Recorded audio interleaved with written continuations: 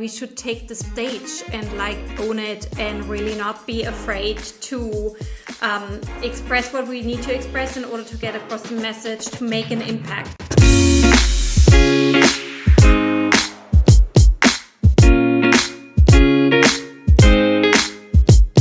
Welcome to the Impact Speakers Fireside Chat, where changemakers, leaders and storytellers come together to share their journeys in public speaking for social good.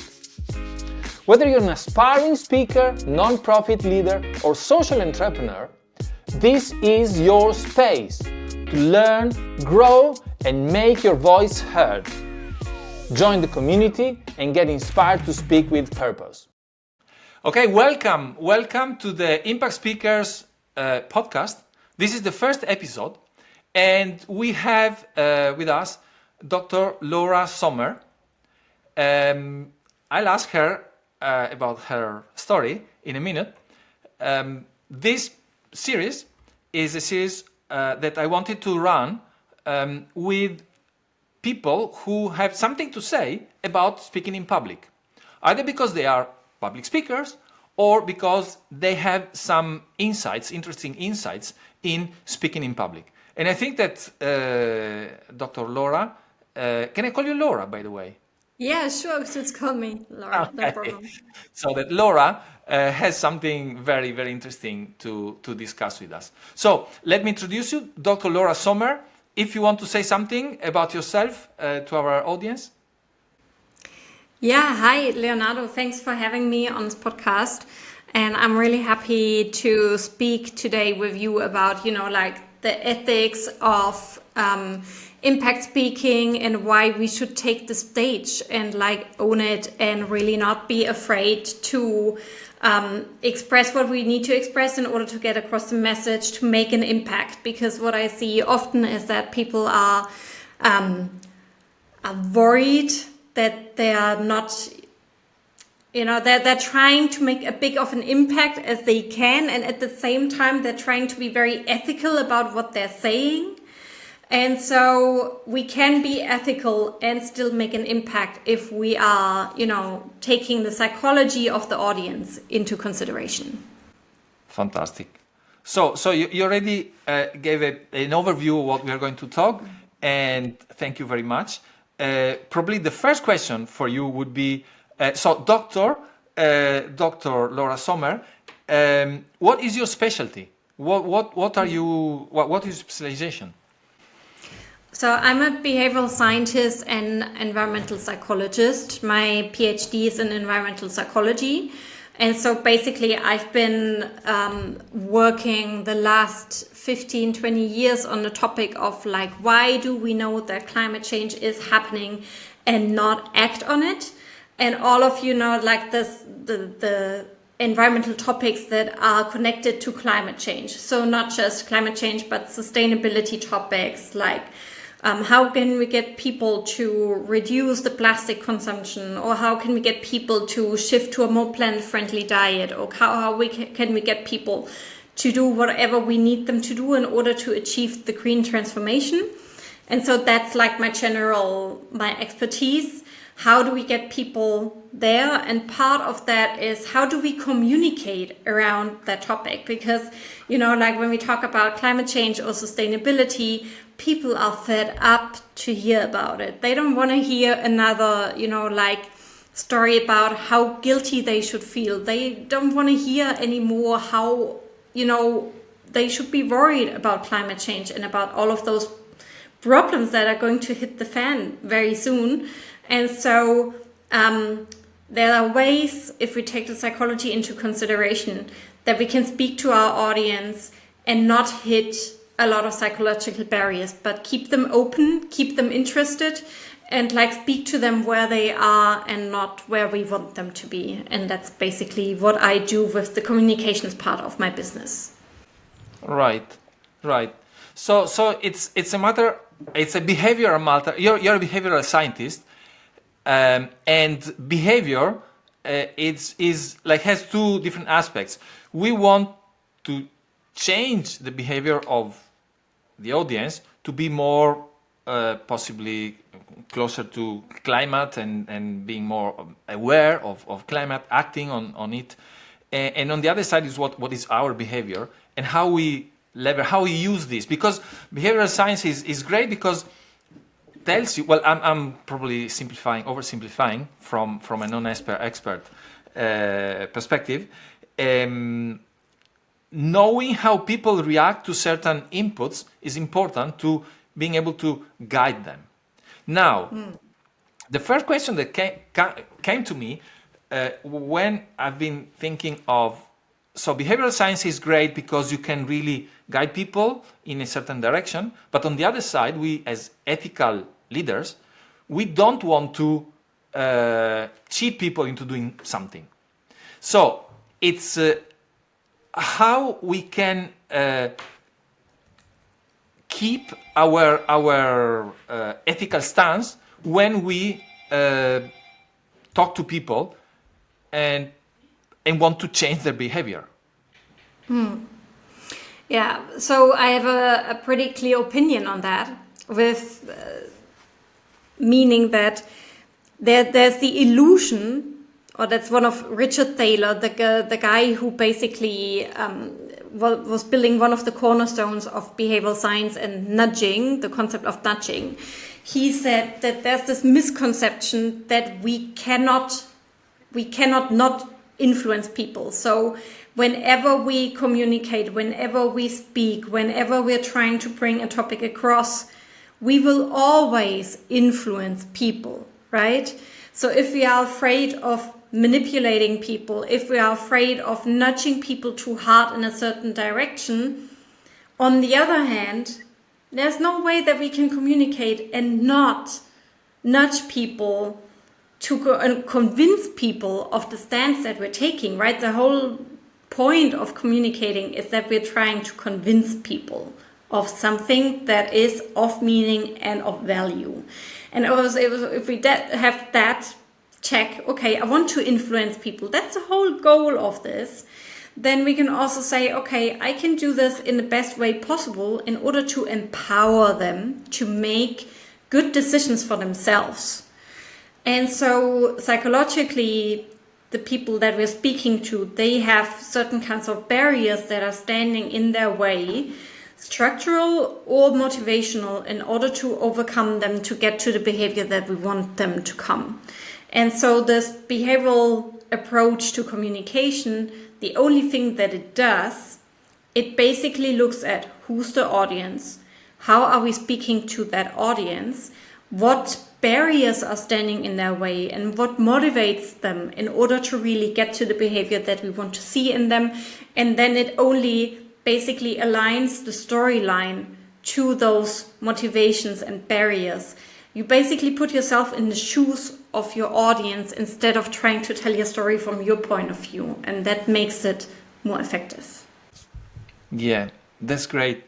That's great. I think a great insight that has been kind of echoing in my head for quite some time, but I love to hear it from you, is that whenever we communicate, we want to express something that the other part never heard, or we want them to change some behavior.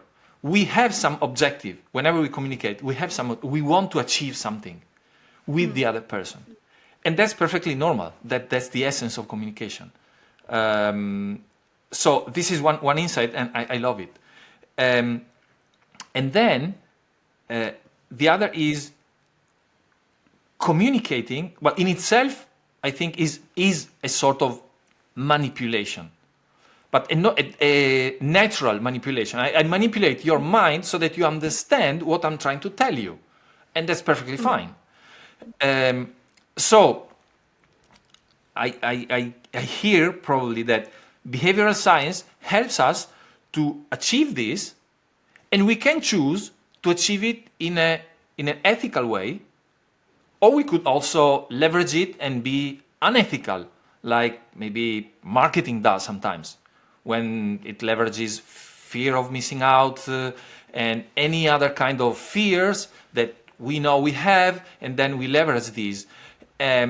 this works in marketing. Well, I think it works everywhere, politics, marketing, but it's not the way that we want to do it when we communicate ethically on one side. And on the other side, from what you said in the beginning, we don't want to leverage fears for change, particularly in these big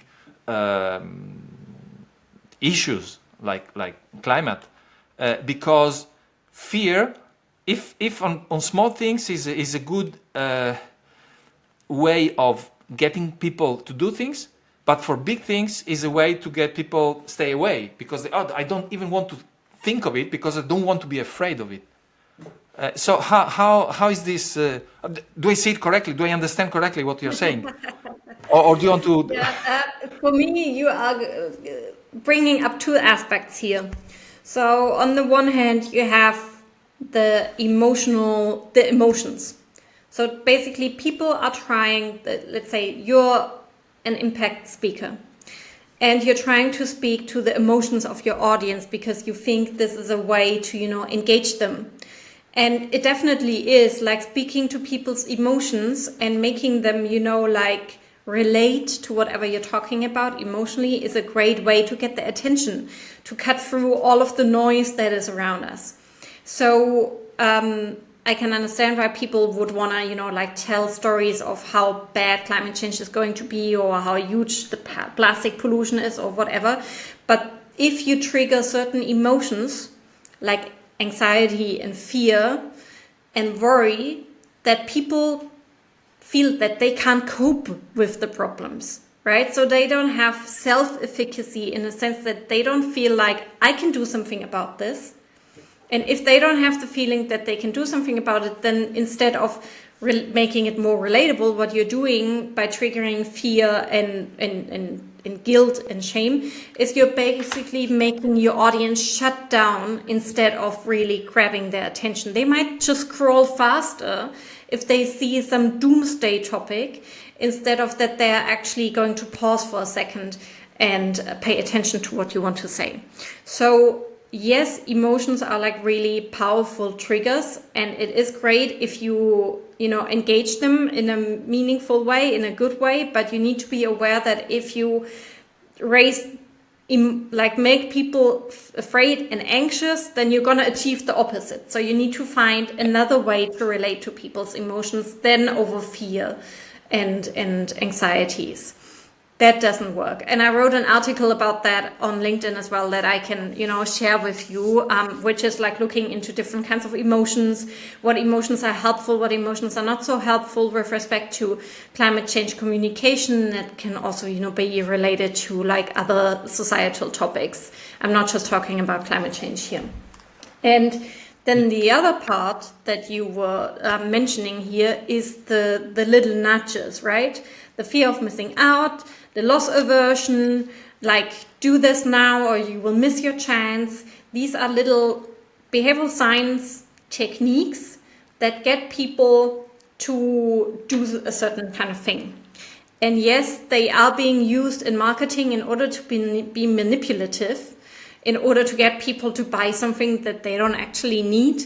But also, on the other hand, I think that if we have really, good intentions and we want to people to do a good cause and donate money for something that's really worth donating, then I don't have a problem employing a nudge to get people to pay for something that's worthy.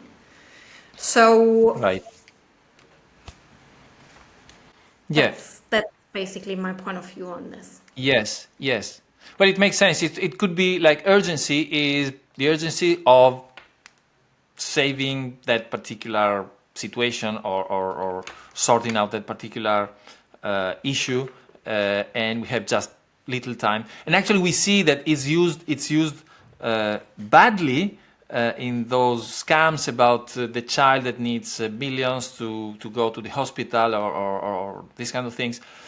And in fact, we see that in these scams, people do react positively and they get scammed. So we don't want to do this, but we see that actually there are emotions that really drive people to do things with urgency, and we don't want to use it to scam people. But what if the use is to get something great that is good for them, good for us, good for humanity, good for the planet.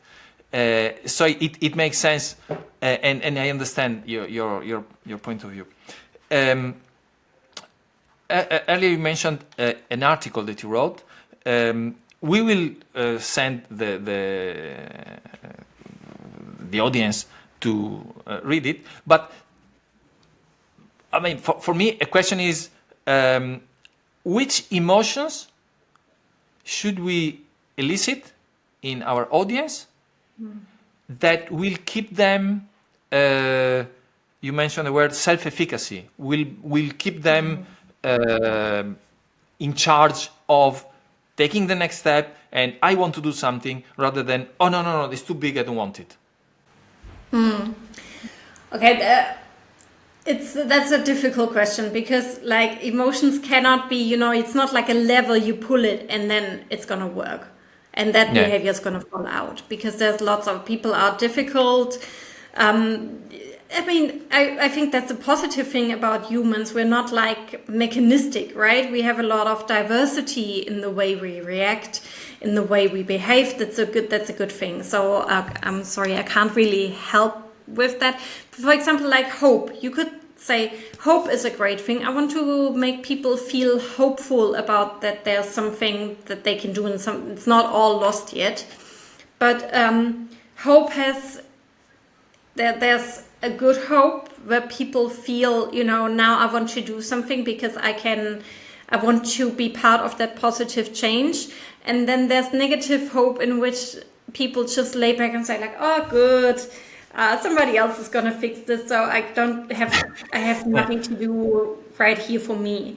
So it's a tightrope. And I would say, like with all, like behavioral things, you can do it with the same, also with communication. You develop a storyline. First, you need something to grab people's attention, to get the attention of your audience. And then when you have their attention, you look at what behavior do you want to change. And as I said, what barriers are standing in the way for your audience to do that. So you try and reduce those barriers. You try to increase the motivators, and then you have a storyline that hopefully comes to an ending that's like a big bang that will stay in the mind of your audience, that they will always remember, even like a year or 2 years after they saw you speak. So you basically have to nail the beginning and you nail the ending, and you focus on the behavior in between. And then I think anything that fits with your storyline works, right? So like any emotion, if you make feel people a little bit guilty about their own behavior, that's not a bad thing. People are actually, they want to engage more if they feel guilt, but you shouldn't make them too anxious. So it's just test it out on like a small audience and see how they react and see how you can improve it, and then take it from there. That's what I would recommend. All right. And I think, well, I take the opportunity to talk briefly about the community that we are running. It's a community of impact speakers. And actually, the community is exactly the place where we can do what you just suggested, because we can run experiments about how would I say this, and you say to a small audience of people who think like you, but who are also incidentally humans, and they can really tell you what did it mean for them and what did it make them feel the way you said it. And so you can rehearse, and actually it's also the way big stand-up comedians do craft their art, because they don't go on the big stage with the new whatever story or stand-up comedy story. They test it several times with small audiences to see what works and how to fine-tune it. And so that's something that we should do as speakers. So I think that from the things that you told us, what emerges, at least what emerges in my mind, is you have to talk to their hearts from your heart. You didn't mention this word, but this is what came to mind while you were talking. Like being sensitive of how far do I want to push that negative sensation, that negative feeling, and or how far do I want to leverage or express or expose a positive outcome or like hope. So is this a way that we could frame it, like talk from heart to heart? Yeah, that's definitely a very, something everybody will remember, talk from heart to heart. But when I teach science communication to students, what I tell them is make it relevant to your audience. And you can either do that by showing what is relevant to you, why do you care about it? But also you can look at why should they care about it, right? So that's taking the audience's stance again, look at the behaviors and why should they care about it. So first of all, if you reflect on it for yourself, like why do you care about this so much? Why are you so passionate about this? And that is already, a good way into a story, because people will always care about things that you care about. They will find this interesting if you give them an insight into that. But then also to make it relatable, it depends on who is your audience, who do you want to reach? Do you want to reach somebody like you, or do you want to reach somebody that we haven't reached in our sustainable echo chamber yet? So these people might be motivated by totally different things than you're motivated by. So I think it's a balance. Speak from heart to heart, or speak like basically take the stance of the other person, put yourself in the other person's shoes, and then you will find a storyline that's worth telling for your specific audience. Yes. And this idea of putting yourself in their shoes actually resonates with something that has been coming up within the community with several people recently, which is how different could be people in the process of from unaware, uninterested to aware, start to take action, then taking action, then becomes a leader in that particular area. And of course, different people will need different type of message and different. I don't like to call it like levers to manipulate, but different subjects or different ways to approach the issues. So what I think, and this also resonates with something you said earlier, is don't scare, but possibly don't scare them in the beginning. And then when they are super aware and willing to do things, scare or fear is good in a sense. If you are already aware that you want to work on it. It gives a sense of urgency, yes. But you should definitely always give, a solution. If you pair it with, like, if you're using fear and anxiety, you always need to provide people with what can they do about it, right? Yeah. If you just trigger the fear, the emotion, and you don't tell them what they can do about it, then you're leaving them hanging there. Don't leave your audience hanging. Right. So you make it kind of achievable. Whatever the message, you make it achievable for them. Whatever the message and a call to action, you make it achievable. And obviously, depending where they stand in the process, achievable will have different meanings. Because for someone, achievable could be just separate the plastic, and that's already a goal that they are not doing, and they might want to try and do. For someone who is doing it already, that's not a goal. It's a normal life. But then there will be another goal, a bigger. So you really need to understand where they stand in this continuum, so that you talk to them with the right language, right? I also always say that if you try and speak to everyone, you will speak to no one, right? Yep. So when you are preparing for your talk, you should think about who do I really want to address, and spend some time on researching, like, people's attitudes, people's opinions. There are lots of, surveys out there on different topics, different kinds of research, or also marketing data, on how people are dependent on certain kinds of age groups, sociodemographics, is their opinion on certain kinds of things. With climate change, I always refer to the climate outreach program. They have an amazing website where they have like different clusters of the population in specifically the UK, in Germany, and also a couple of other European countries, where they did in-depth research into what are people's opinions around climate change, and how, so for example, we have like the backbone conservatives in the UK. And so they care about nature, and they care about, the British landscape. So if you want to talk to them about climate change, then you need to tell them something that fits into the narrative of we want to conserve British nature with the birds and the plants and whatever they feel is nature to them. And so basically that's a different kind of language than if you speak to someone who's from another cluster.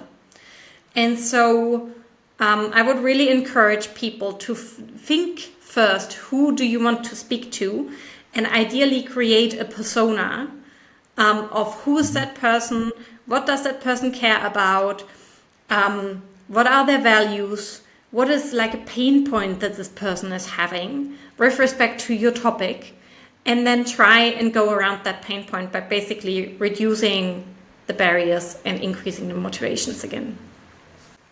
All right. That's great. Definitely. Make custom the message to the specific audience, or tailor the message to a specific audience. You mentioned the website that we will put in the description somewhere, but can you tell me again what's the website name? It's the Climate Outreach Program. Okay. They have really great resources on that website for all different kinds of demographics. Okay, that's great. And also Super. guidelines on how to communicate.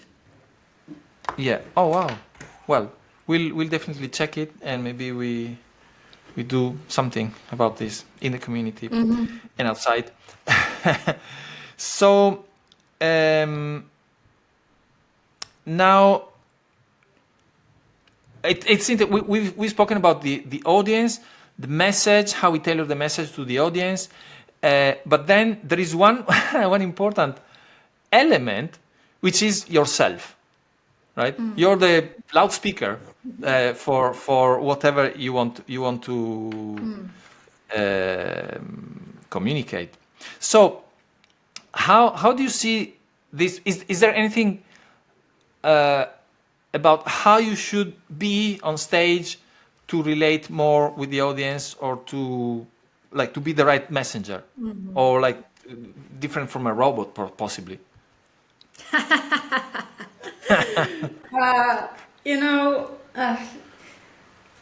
On the one hand, I would say you should definitely, be comfortable with yourself. So don't try and be someone that you're not. But try and be on stage just the way you feel comfortable. Having said that, I'm taking it back a little bit, because different kinds of audiences want to see or feel comfortable with different kinds of messengers. And so, politicians are notoriously low on trust. People don't trust politicians. So if you dress and appear and speak like a politician, people won't necessarily trust you. High interest are generally like scientists. High interest are like leaders. High interest are people that are similar to your audience.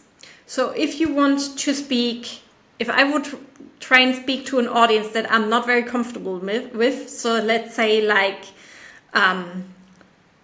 conservative men who are very economically oriented in their 50s to 60s, then I would need to dress differently than if I would speak to women that are my own age, and that are my own socio-demographic group, right? And so if I go on stage and depending on who I want to talk to and I want those people to trust me, then I will need to dress accordingly.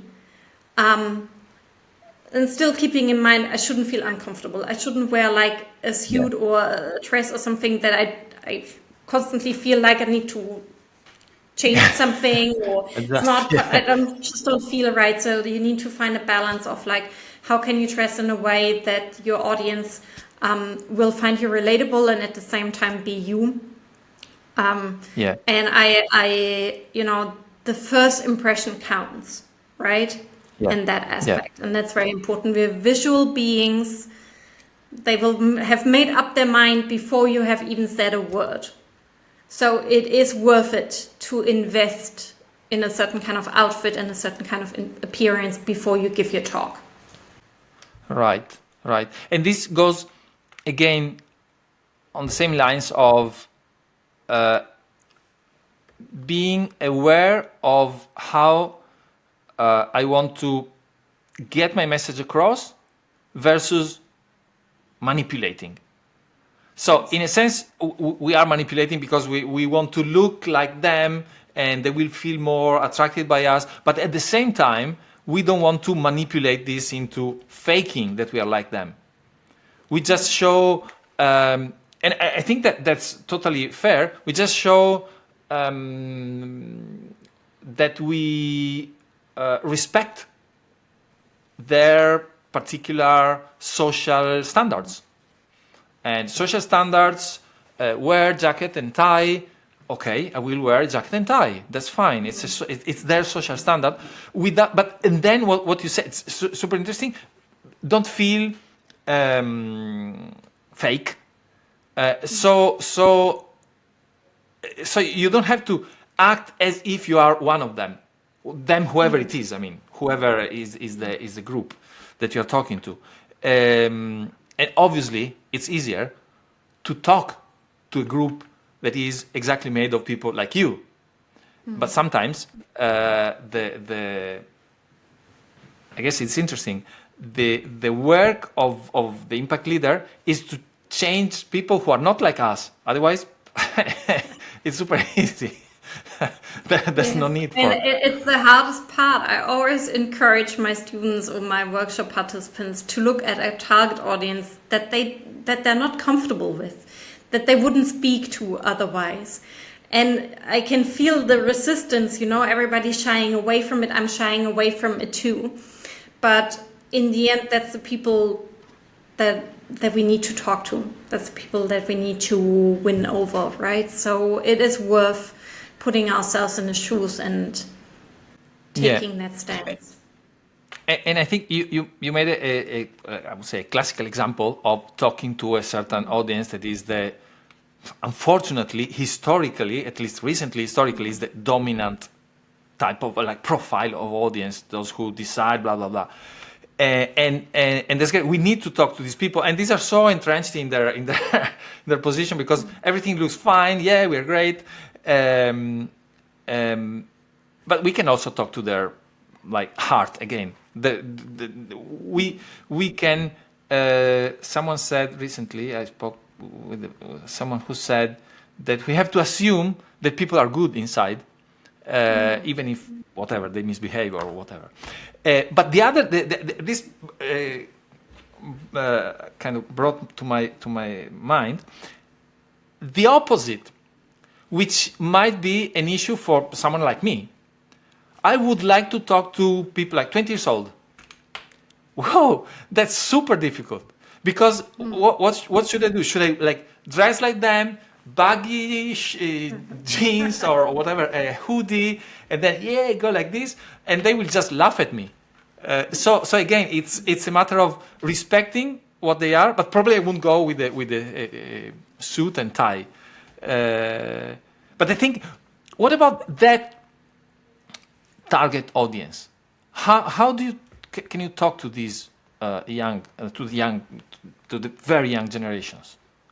Do you have any experience on that? Maybe you are not the right person to talk to them, Possibly. Maybe it's also worth considering whether the message that you want to bring across is better transmitted through another messenger, so that you find someone who is relatable for this young generation, and then find that person will send you a message, right? That's right. You find an influencer, basically, or someone that speaks their language, because I wouldn't feel comfortable either.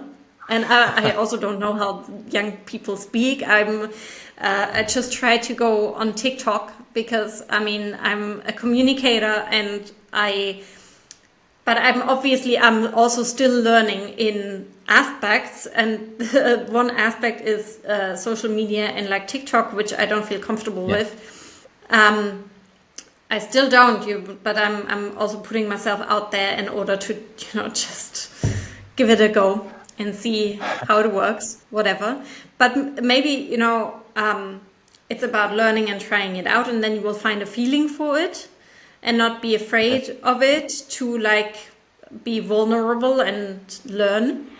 But on the other hand, it might also be that if you are like a startup or a company that is trying to reach that certain specific group, then you need to find someone who could be like your ambassador, and look for someone who is in that space, who's already established, who aligns with your values, who aligns with your ideas, who's interested in whatever you're doing and happy to bring across that message, and do that through that person. Yeah, that's super interesting, because when we say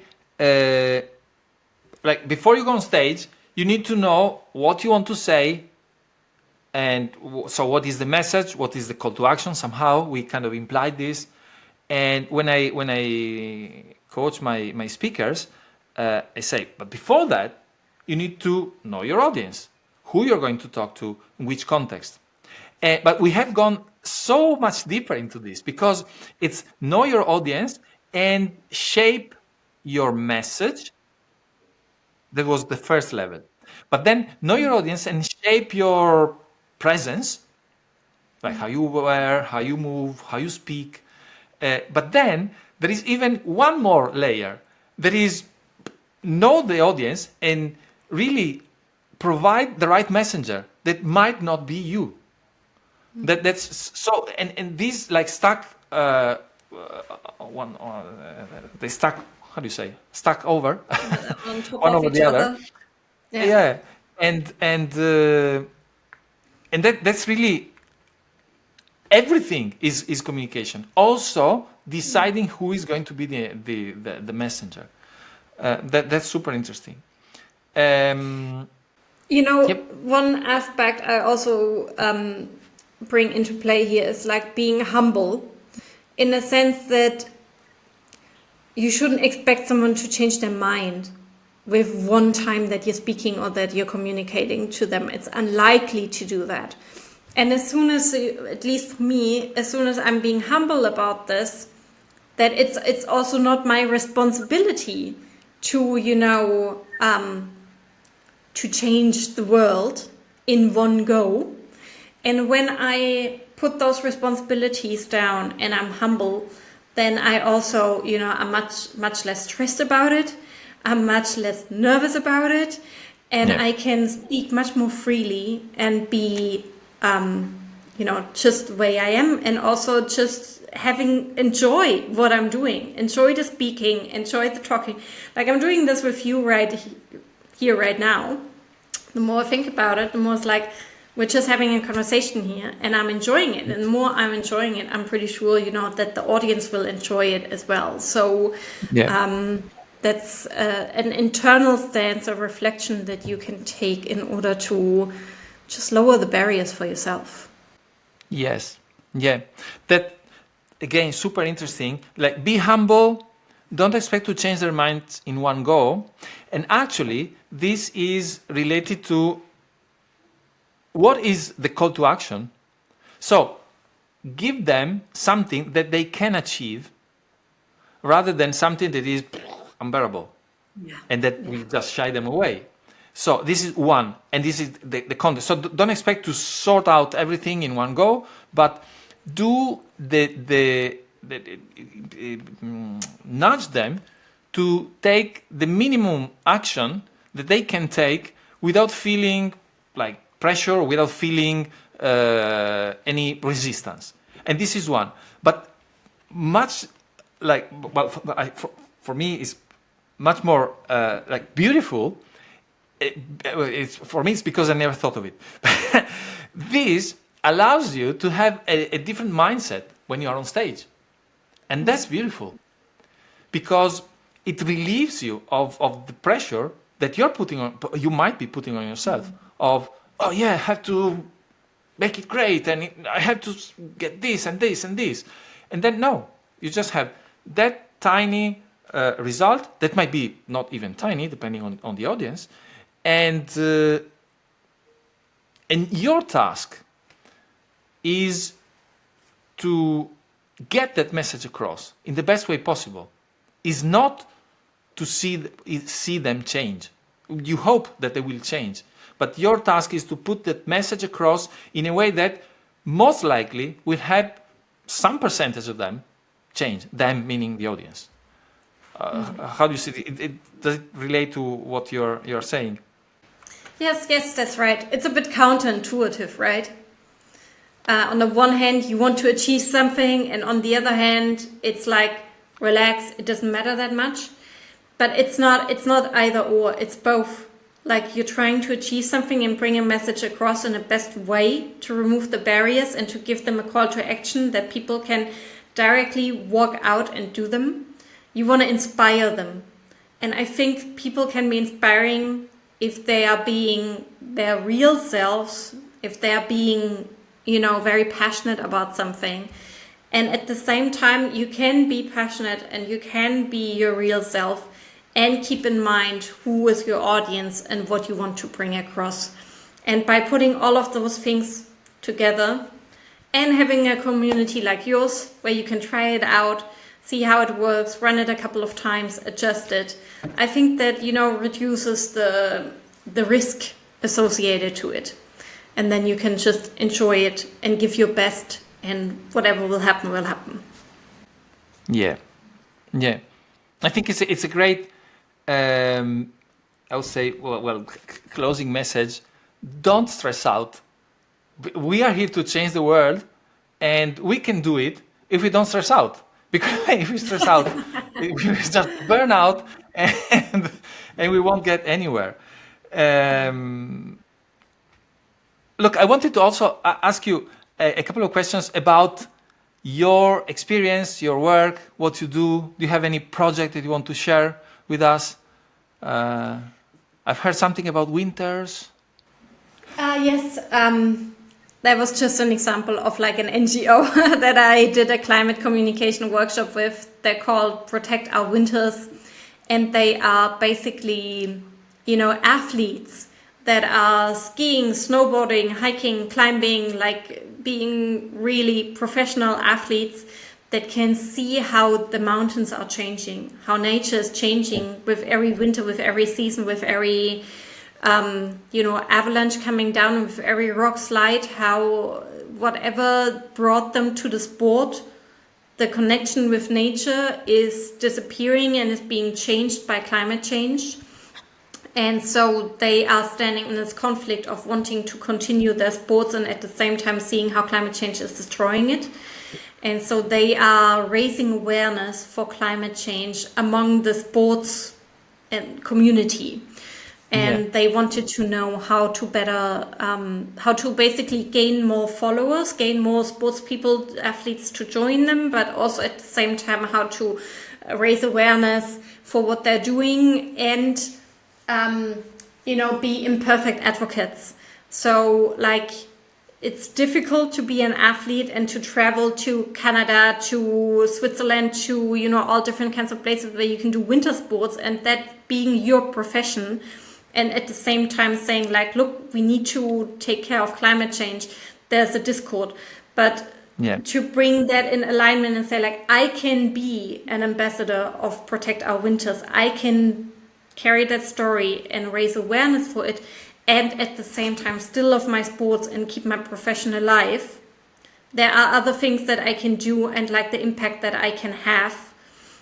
And so that's a workshop I did with them that was very interesting and inspiring for me as well, to meet these athletes and these people that are going, to just test the boundaries of their body all the time in the winter out there and experience this nature in this raw kind of way.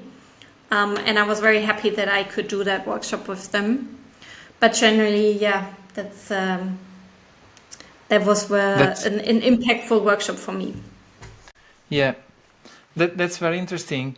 Actually, this is probably an entire new podcast session about the fact that since we cannot sort out everything at once, we see that we want to sort out a bit, but by doing this or to do this, we might be affecting another bit. Like then, for example, travel has an impact, and how I should not travel, but then I can't do my sports, and then I cannot have a positive impact. And this is this mental how it's called, like the disconnect, or where you think black, but you think of exactly cognitive dissonance. And I think this is also something that we have to address. But this is possibly, if you have something to say about this for our audience, because that's interesting, and that's something that I hear so many people push back and say, oh no, because of the cognitive dissonance, they go, I don't do anything. I can just, I don't want to stretched out too long, this whole interview. So no, it's okay. It's, just look into the concept of, I think it's imperfect advocacy. And that concept is like really covering this whole thing of why is it okay? Why is it okay to not be perfect as an activist, or perfect activism, imperfect activism? Why is it okay not to be a perfect activist, but just to be imperfect about what you do and still be active in your activism? Yeah. Right. Okay. So this is called imperfect advocacy. I think, I suggest everyone to go and have a look at it, because this might solve or sort out several of our cognitive dissonances about that. Then you teach science communication, and I think it's obvious. We've been talking about this. What other things you do? Do you have? So what else I do is I do behavior change campaigns, or behavior change interventions. So let's say I worked on a reusable beverage project. So in Germany, every restaurant, every cafe needs to offer now reusable beverage and reusable food containers for the takeaway food that they're having. That's the law, but it's not implemented perfectly.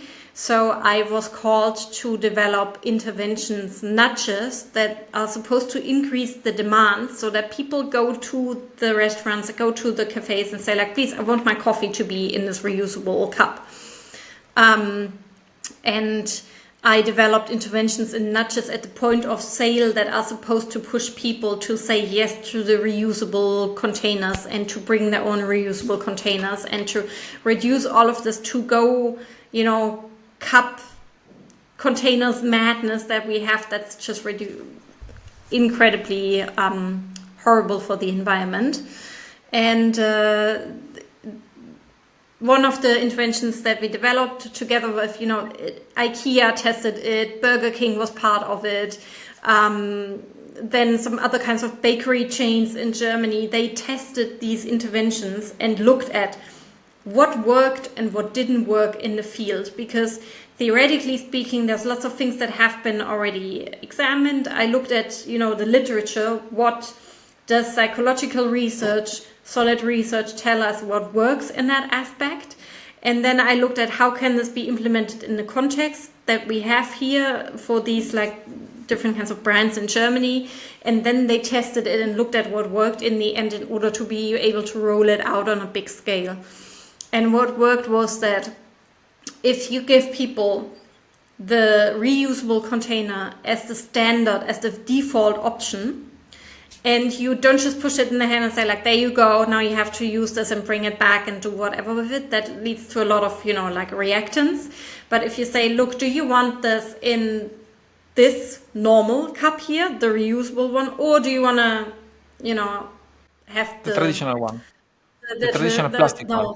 Have the plastic one, then people will say, if it's framed as a normal, of course I will take the normal, the reusable one, and not think about it, because oftentimes people, they don't think much about these decisions. So if we go into that automatic mode and we let people still an option to opt out if they don't want it, then that significantly increases the acceptance of certain kinds of things that we want them to take, in this case cups. Super interesting.